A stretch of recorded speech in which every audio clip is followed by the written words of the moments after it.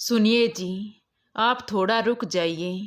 पहले मुझे नहा लेने दीजिए, वरना मुझे देर हो जाएगी और फिर बिना नहाए मैं रसोई में नहीं जा पाऊंगी। शिवानी ने अपने पति संजय से कहा।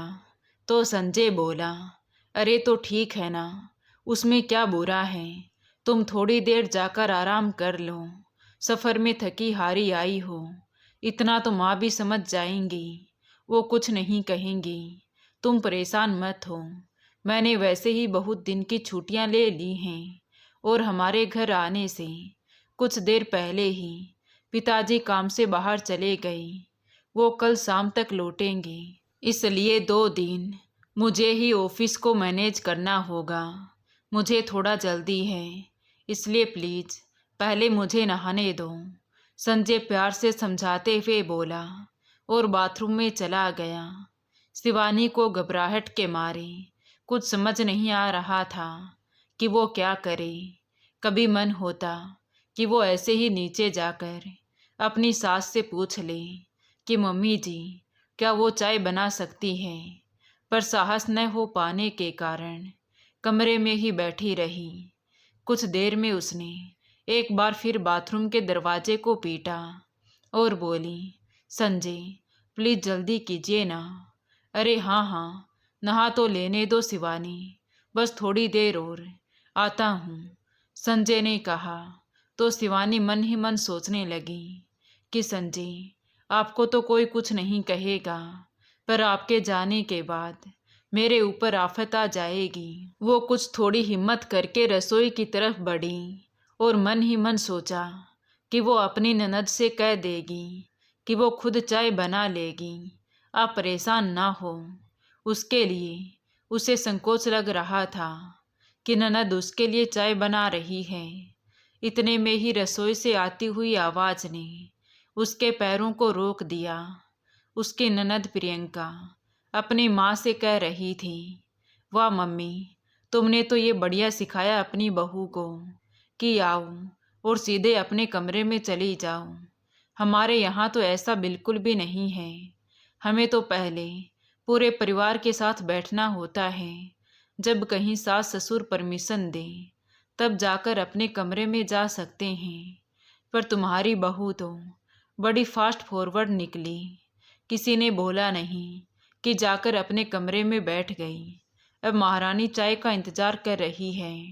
तभी शिवानी की सास विमला जी ने बीच में ही बात को काटते हुए कहा, अरे तूने ही तो बोला था उसको कि शिवानी तुम अपने कमरे में चली जाओ, मैं चाय बनाकर दे देती हूँ। तब क्यों बोली? चुप रहती, वो खुद बनाकर पी लेती। अरे मम्मी, क्या बात करती हो? संजय समझता नहीं क्या कि उसकी पत्नी को चाय बनाकर नहीं दी? मैंने तो तुम्हें बचाने के चक्कर में ऐसा कहा है, वरना मैं उसको कहाँ चाय बनाकर देने वाली हूँ। इतना कहकर दोनों माँ बेटी जोर से हंसने लगी। शिवानी ने सब कुछ सुन लिया था। वो थोड़ी रसोई की तरफ बढ़ी तो उसकी आहट सुनकर दोनों माँ बेटी चुप हो गई। ननद प्रियंका ने उससे बनावटी मुस्कान के साथ पूछा, भाभी कुछ चाहिए क्या? नहीं दीदी, मैं तो बस ये कहने आई थी कि आप लोग मेरी चाय बनाने के लिए परेशान ना हो, मैं खुद बना लूँगी। अरे नहीं भाभी, संजय भैया के लिए तो बनाई है ना, तो ये थोड़ी सी बच गई, इसलिए तुम भी पी लो, फिर तुम बाद में आकर अपने लिए बना लेना। वो क्या है ना, माँ से बातों में लग गई तो चाय का पता ही नहीं चला कि कब छनक गई।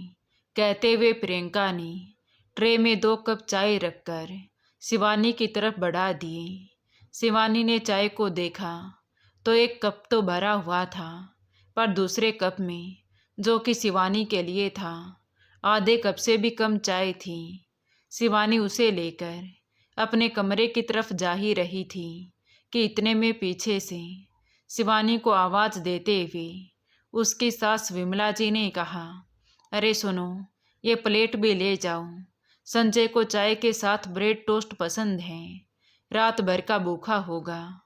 ठीक है मम्मी जी, कहते हुए शिवानी ने उस प्लेट को उठाया और कमरे में चली गई। जाकर चाय की ट्रे टेबल पर रखकर वो बाथरूम के दरवाजे की तरफ बढ़ी रही थी कि संजय ने एकदम से बाथरूम का दरवाज़ा खोल लिया और बोला, अरे मैडम, अब कितनी बार दरवाज़ा पीटोगी? आ तो रहा हूँ। उसने मुस्कुराते हुए कहा। तो शिवानी बोली, नहीं, वो मैं चाय लेकर आई थी, इसीलिए बस आवाज़ लगा रही थी। संजय ने प्लेट में रखी ब्रेड को देखा तो बोला, सिर्फ 2 ब्रेड, क्या तुम नहीं खाओगी? तुम्हें भी तो भूख लगी होगी ना? नहीं नहीं, मुझे भूख नहीं है, अभी आप खा लीजिए। तभी पीछे से उसकी ननद की आवाज़ आई, अरे वाह संजय, कितनी फिक्र है तुम्हें अपनी पत्नी की। पर चिंता मत करो, तुम्हारी पत्नी से पहले ही पूछ लिया था कि तुम खाओगी, तो उसने मना कर दिया, इसलिए तुम्हारे लिए भेजी है माँ ने। ये सुनकर संजय ने शिवानी की तरफ देखते हुए कहा, भूख कैसे नहीं लगी तुम्हें? तुमने तो रात को भी सफ़र के कारण ठीक से खाना नहीं खाया था। चलो 1 ब्रेड तुम भी खाओ इसमें से। तभी शिवानी की ननद प्रियंका बात को बदलते हुए बोली, अरे हाँ भाभी, मैं तो बस ये पूछने आई थी कि तुम नाश्ते में क्या खाओगी, क्या बना दे तुम्हारे लिए? शिवानी ने थोड़ा झिझकते हुए कहा, कुछ भी नहीं दीदी, मुझे अभी भूख नहीं है, मैं आती हूँ बस नहाकर, फिर मैं बनाती हूँ। अरे नहीं नहीं भाभी, आज तुम्हें बनाने की ज़रूरत नहीं है। वो क्या है ना, तुम नहीं थी तो माँ ने पड़ोस के घर में जो आंटी काम करती है, उन्हीं को 1 हफ्ते के लिए भोजन बनाने के लिए रख लिया था। अब आज के बाद उसके पास टाइम नहीं है, तो आज वो सुबह का खाना बनाने आ जाएंगी। शाम को उन्हें कहीं जाना है, तो फिर वो काम पर नहीं आ पाएंगी, प्रियंका ने कहा। तो संजय बीच में ही बोल पड़ा, अरे आप लोगों की बातें कभी ख़त्म नहीं होगी। शिवानी, तुम फटाफट नहाकर तैयार हो जाओ और आंटी से कहना कि मेरे लिए कढ़ी और पाव भाजी बना देगी, मैंने बहुत दिनों से नहीं खाया है। ठीक है, तब तक मैं पूजा कर कर आता हूँ। इतना कहकर संजय कमरे से बाहर चला गया तो प्रियंका भी उसके पीछे पीछे बाहर आ गई और शिवानी नहाने के लिए बाथरूम में घुस गई। कुछ देर बाद संजय किसी काम से कमरे में आया तो उसने देखा कि शिवानी नहाकर बाहर निकल आई थी। तो उसने कहा, इतनी स्पीड, ओ माय गॉड, लड़कियां इतनी जल्दी भी तैयार हो सकती हैं, ऐसा तो मैंने सोचा ही नहीं था। शिवानी धीरे से मुस्कुराई और बाहर चली गई। उसने बाहर जाकर अपनी सास से पूछा, मम्मी जी, वो खाना बनाने वाली बाई कब तक आएगी? ये सुनकर विमला जी ने हैरानी से देखते हुए कहा, खाना बनाने वाली बाई? क्यों, वो क्यों आएगी? ये सुनकर शिवानी थोड़ी घबरा गई और बोली, मम्मी जी, वो दीदी ने कहा था कि आपने 6-7 दिन के लिए किसी आंटी को लगाया है खाना बनाने के लिए, तो वो अभी सुबह आएगी। तभी विमला जी ने बीच में ही बात काटते हुए कहा, नहीं नहीं, उसे तो मैंने कल रात को ही मना कर दिया था कि अब नहीं आना है, कल से तुम आ जाओगी, वो आज नहीं आएगी। प्रियंका को पता नहीं होगा, इसलिए उसने तुम्हें ये कह दिया होगा। जी मम्मी जी, मैं बना देती हूँ, शिवानी ने कहा और मन ही मन सोचने लगी कि हे भगवान, आंटी नहीं आई, मैंने अभी तक खाना नहीं बनाया है, संजय के जाने का समय हो गया है, अब क्या खिलाऊंगी इतनी जल्दी उनको। ये सोचते हुए वो रसोई में चली गई। उसने फटाफट कढ़ी चढ़ाई, आटा लगाकर रख दिया, फिर वो भाजी छाँटने में लग गई। तभी प्रियंका ने माँ को टोकते हुए कहा, क्या माँ, तुमने काम वाली को रात को ही मना कर दिया था और मुझे बताया भी नहीं। ये सुनकर विमला जी जोर से बोली, पहले तो तुम मुझे ये बताओ कि तुमने उसे क्यों बताया कि मैंने खाना बनाने वाली लगाई थी? तुम चुप नहीं रह सकती थी क्या? पर तुम्हारे पेट में कोई बात पचती नहीं है, क्या ज़रूरत थी ये सब बोलने की? आगे से कुछ भी बोलने से पहले मुझसे पूछ लेना। तभी प्रियंका दोनों हाथ जोड़ते हुए बोली, अरे बस करो माता जी, हो गई गलती। उधर शिवानी जल्दी जल्दी खाना बना रही थी कि संजय ने आवाज़ देते हुए पूछा, शिवानी कुछ बना क्या? नहीं, अभी तो नहीं बन पाया है। वो आंटी नहीं आई है, मुझे अभी पता चला। कड़ी पकने में अभी 10 मिनट और लगेंगे, प्लीज़ थोड़ा रुक जाइए। तो संजय बोला, अरे नहीं नहीं, तुम परेशान मत हो, आराम से बना लेना। मैंने वैसे भी ब्रेड खा लिया है, अभी एकदम इतनी भूख नहीं लगी है। मैं थोड़ा ऑफिस होकर आता हूँ, 1.5-2 घंटे बाद घर वापस आकर खाना खा लूँगा। ये सुनकर शिवानी जल्दी से बोली, नहीं नहीं, आप ऐसे नहीं जाइएगा, कुछ तो खा लीजिए, फिर दिन में आकर खाना खा लीजिएगा। ठीक है, मुझे पता है तुम मुझे बिना खाना खाए जाने नहीं दोगी। लाओ जल्दी से जो बना है वही दे दो। शिवानी ने जल्दी जल्दी 2 पराठे सेके, डब्बे में से नींबू का अचार निकाल कर प्लेट में रख दिया और लाकर संजय को दे दिया। संजय अभी नाश्ता कर ही रहा था कि इतने में प्रियंका अंदर आ गई और बोली, अचार के साथ पराठा, सब्जी अच्छी नहीं बनी क्या? तो शिवानी ने कहा, नहीं दीदी, वो सब्जी अभी बन नहीं पाई थी, इसलिए।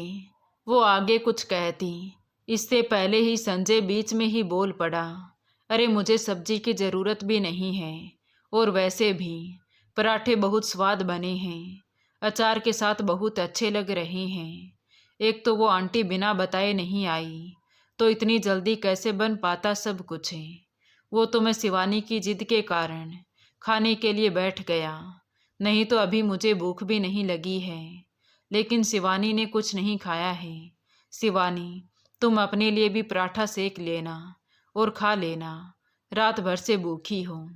तभी बाई के मुंह से ये सुनकर प्रियंका थोड़ा मुंह बनाते हुए बोली, अरे तुम तो बड़ा ध्यान रखते हो अपनी पत्नी का, मेरे ससुराल में तो ऐसा कभी नहीं कहती।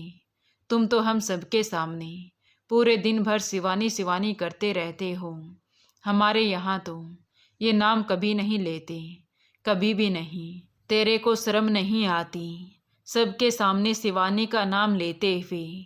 ये सुनकर संजय बोला, शादी करके लाया हूँ इसे, भगाकर नहीं, और घर वालों की पसंद से शादी की है, फिर किस बात की शर्म? थोड़ा तुम भी पुरानी सोच से आगे निकलो। मुझे नहीं पता था कि तुम इतनी पुराने विचारों की हो। यह सुनकर प्रियंका तुनक कर बोली, अगर तुम्हारे जीजा जी को मैंने ऐसे नींबू का अचार और पराठा दिया होता तो थाली फेंक दी होती उन्होंने। वो तुम्हारी तरह नहीं हैं, जोरों के गुलाम। इतना कहकर प्रियंका पैर पटकते हुए वापस अपनी माँ के पास चली गई। संजय समझ रहा था। वो रसोई में आया और बोला, पराठे बहुत अच्छे बने थे शिवानी, पर तुम ज़रूर खा लेना। फिर शिवानी का उतरा हुआ चेहरा देखकर उसने पूछा, क्या हुआ? तो शिवानी बोली, माफ़ कीजिएगा संजय, मैंने आपको अचार के साथ पराठा खिला दिया, कड़ी सब्जी बन नहीं पाई थी ना। तो संजय ने बीच में ही बात काटते हुए कहा, मैंने तुमसे कुछ कहा है क्या? तुम हर बात में मुझे सफाई क्यों देती रहती हो? मैं तुम्हारा पति हूँ, कोई अफसर नहीं। क्या फ़र्क पड़ता है मैंने अचार के साथ पराठा खाया या सब्जी के साथ? पेट तो भर गया ना। तुमने इतने प्यार से खिलाया है कि मुझे सब्जी की ज़रूरत ही नहीं पड़ी। बस दीदी की बातों पर ध्यान मत दो। इतना कहकर संजय वहाँ से चला गया। शिवानी रसोई से बाहर आकर संजय को जाते हुए देख रही थी। इतने में पीछे से सासू माँ ने आकर कहा, क्यों शिवानी, तुमने संजय को अचार और पराठा खिलाकर भेजा है, तुम्हें शर्म नहीं आई? अरे हमने आज तक तेरे पिताजी और संजय को कभी अचार और पराठा नहीं खिलाया, और तुम्हारे राज में मेरे बेटे को अचार के साथ खाना पड़ रहा है। क्या करती रहती हो तुम रसोई में? ध्यान कहाँ रहता है तुम्हारा? अरे तुम तो अपनी अच्छी रोटी सेकोगी और बढ़िया कमरे में जाकर सो जाओगी। तुम्हें कैसे समझ आएगा कि मेरे बेटे को कितनी मेहनत करनी पड़ती है? बड़बड़ाते हुए विमला जी रसोई से बाहर चली गई। तो शिवानी के आंखों में आंसू आ गए। वो चुपचाप काम में लग गई। दोपहर में विमला जी खाना खाने के बाद थाली उठाकर बाहर ले जाने लगी तो प्रियंका ने उनका हाथ पकड़ लिया और बोली, ये क्या कर रही हो मम्मी? अपनी थाली क्यों ले जा रही हो? अरे बेटी, वो बर्तन धो रही है तो साथ साथ ये भी धुल जाएंगे, नहीं तो रात तक रखे रहेंगे। अरे तो क्या फ़र्क पड़ता है? भाभी बर्तन धो रही है तो क्या तुम जूठे बर्तन उठाओगी? तुमने इसे सर पर चढ़ाकर रखा है। मेरी सास तो जहाँ खाती है वही थाली रख देती है, वो नहीं करती कुछ भी काम। अरे कुछ सीखो उनसे कि कैसे रहा जाता है बहुओं के साथ। चलिए अपनी थाली लेकर उसे देने के लिए। उसके पाँव में क्या मेहंदी लगी है, खुद आकर नहीं ले जा सकती अपनी सास की थाली? छोड़ो ये सारे बर्तन और चलो उठकर बाहर मेरे साथ हैं। अपने आप आएगी और समेट कर ले जाएगी। तुम क्या उसकी नौकर लगती हो जो सारे बर्तन इकट्ठे करके दोगी?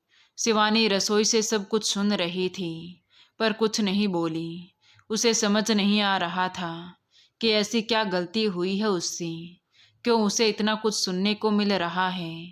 खैर, बर्तन समेट कर वो खुद भी खाना खाने बैठी ही थी कि तभी सास ने पीछे से आकर कहा, मेरे बेटे को अचार पराठा खिलाया है और यहाँ देखो थाली में 56 भोग लगा रही है। ये सुनकर शिवानी ने अपनी थाली में से कढ़ी और सब्जी निकाल कर अलग रख दिया और डब्बे में से अचार निकाल कर अपनी थाली में रखा और डाइनिंग टेबल पर आकर बैठ गई। तभी सास ने कहा, खाना खाने से पहले जरा मेरी और अपनी ननद की चाय बना दूं, और हाँ, चाय में शक्कर कम डालना, आजकल बहुत शक्कर डाल देती हूँ। जी मम्मी जी, कहते हुए शिवानी खाने को बीच में ही छोड़कर रसोई घर में चली गई।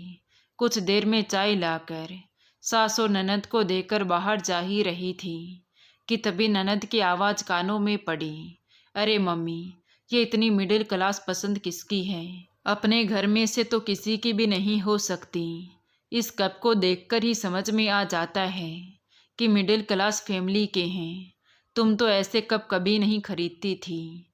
तुम्हारी क्रोकरी की तो सभी लोग तारीफ करते थे कि तुम एक से एक क्रोकरी रखती हो।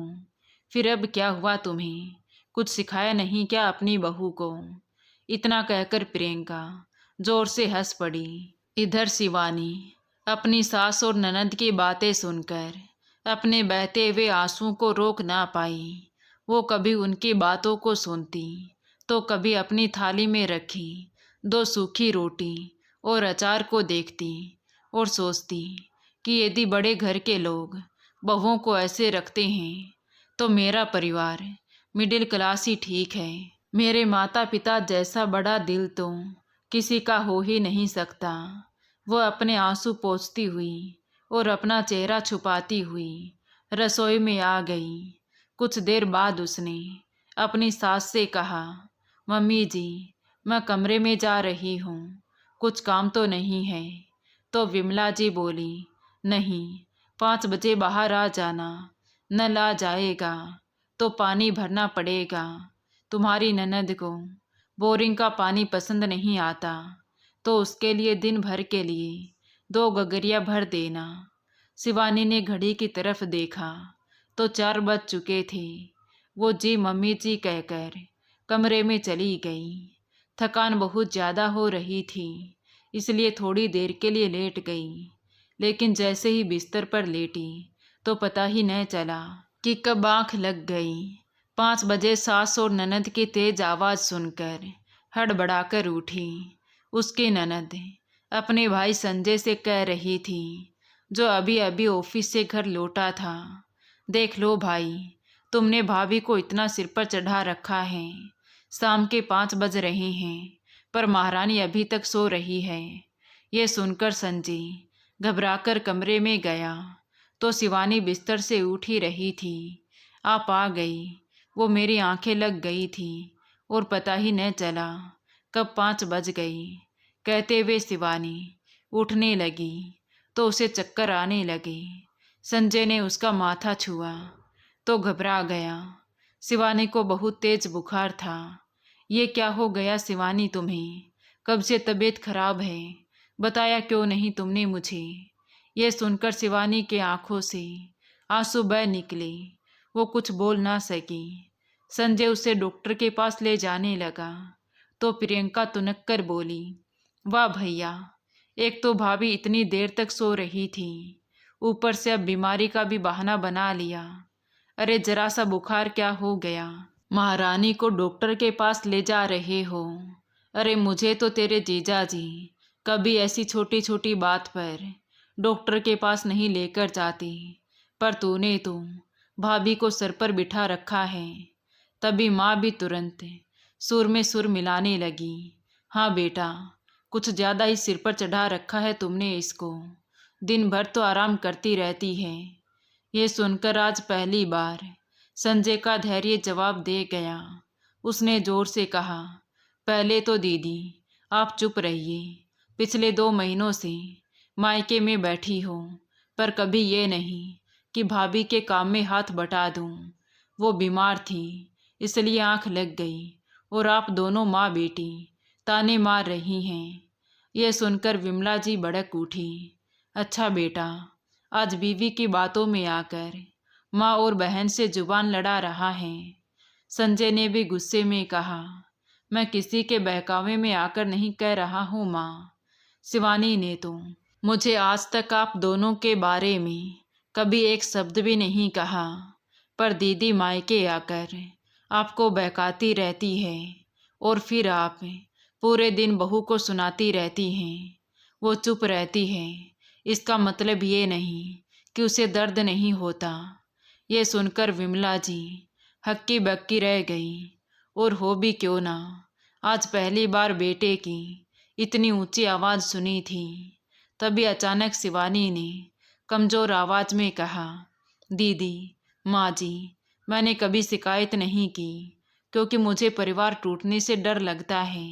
लेकिन सोचिए, अगर आपकी बेटी के ससुराल में उसके साथ ऐसा होता तो क्या आपको अच्छा लगता? अरे अब तुम माँ को सिखाओगी कि क्या अच्छा लगता है और क्या नहीं। प्रियंका ने बीच में ही बात काटते हुए कहा। तो संजय बोला, दीदी अब बस बहुत हुआ, अब जितना जल्दी हो सके आप अपने ससुराल जा सकती हैं, क्योंकि अगर आप यहाँ पर रही तो आज से शिवानी आपका कोई भी काम नहीं करेगी। हर काम में आपको उसके साथ मदद करनी होगी। कमरा खामोश हो गया। प्रियंका ने अपनी माँ की तरफ देखा जो चुपचाप खड़ी थी। उसने अपनी नज़रें झुका ली। आज पहली बार उसे एहसास हुआ कि उसकी वजह से घर का माहौल बिगड़ रहा है। कहीं ऐसा ना हो कि उसके साथ साथ भाई माँ को भी इस घर से बेदखल कर दे। वो सोच ही रही थी कि संजय शिवानी को लेकर डॉक्टर के पास चला गया। रात को 8 बजे वापस घर लौटे तो शिवानी रसोई घर में खाना बनाने के लिए जाने लगी। तभी संजय ने जोर से कहा, नहीं शिवानी, तुम्हें कोई ज़रूरत नहीं है खाना बनाने की, तुम्हारी तबीयत पहले ही ठीक नहीं है। इतने में विमला जी भी बाहर आ गई और बोली, हाँ बेटा, खाना मैंने बना लिया है, तुम यहाँ आराम करो। उसने शिवानी को सोफे पर बिठाया और बोली, बेटी, हो सके तो मुझे माफ़ कर देना। मैं बेटी के प्रेम और बहकावे में अंधी हो गई थी। तुमने चुप रहकर भी हम सबको जीत लिया। तभी प्रियंका भी आंखों में आंसू लिए हुए आई और आगे बढ़कर शिवानी के पैर पकड़ लिए। भाभी, आप बहुत अच्छी हो। मैंने हमेशा आपको गलत समझा, माँ को बहकाया, पर अब से मैं आपके साथ खड़ी रहूँगी, आपके खिलाफ नहीं। शिवानी की आंखों में भी आंसू आ गए, मगर इस बार वो आंसू दर्द के नहीं, अपनेपन के थे। तो दोस्तों, आपको ये कहानी कैसी लगी कमेंट करके ज़रूर बताएं। कहानी अच्छी लगी हो तो प्लीज़ वीडियो को लाइक करें, शेयर करें और हमारे चैनल कहानी विद देवांशी को सब्सक्राइब ज़रूर करें। Thank you.